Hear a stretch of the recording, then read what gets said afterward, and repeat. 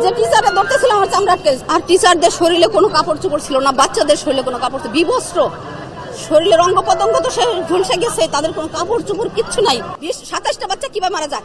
মাইলস্টোনের কোনো অভিভাবকই গরিব না, তাদের আর্থিক অবস্থা খারাপ না, তারা সরকারের কাছে হাত পেতে ভিক্ষা চাবে না যে আজকে তার জন্য যে ভিক্ষা দিতে হবে, তাদের কাছে টাকা পয়সা দিতে হবে, তার জন্য তারা এই বাচ্চাগুলার হিসাব ভুল বলতেছে। কেন প্রশাসনের কাছে এই জবাবটা চাই? কেন ডক্টর ইউনূসের কাছে জবাব চাই? বিমান বাহিনীর কাছে জবাব চাই?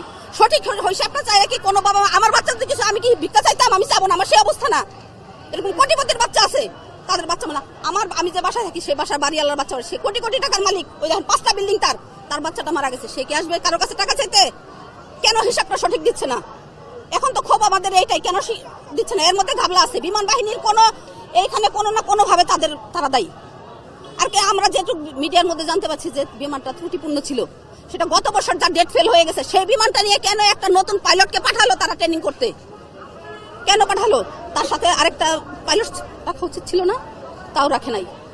এইখানে তো প্রশাসন আছে নাকি সেই পাইলটের কোনো শত্রু ছিল না, এখানে কোনো মানে ইচ্ছাকৃত কোনো পরিকল্পনা করে এখানে বিমানটা করছে জানি না। আরেকটা স্কুলের উপর আমরা রাত্রে ঘুমাতে পারি না, স্কুলের বাচ্চা হোস্টেলে থাকে, ঘুমাতে পারে না, সর্বক্ষণ 2 মিনিট পর পর প্লেন যায়। আর যখন ক্র্যাশ হয়েছে তার আগেও আমি ভাবছি নর্মাল বিমানে যাচ্ছে, আমি জানালায় দাঁড়ায় আছি, ছুটি হয়েছে, আমার বাচ্চাটা যাবে, তখন বিমানটা দেখছি, বিমানটা দেখার সাথে একটা শব্দ হয়েছে, শব্দ আসার সাথে বাসা থেকে বেরোয় আসছি।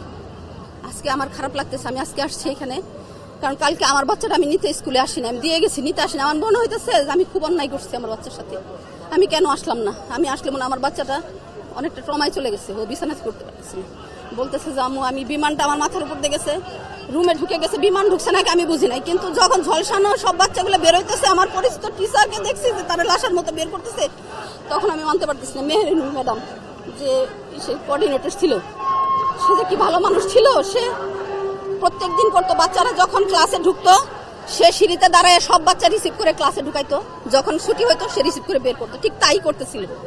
আর তার অবস্থা আজকে এই অবস্থা।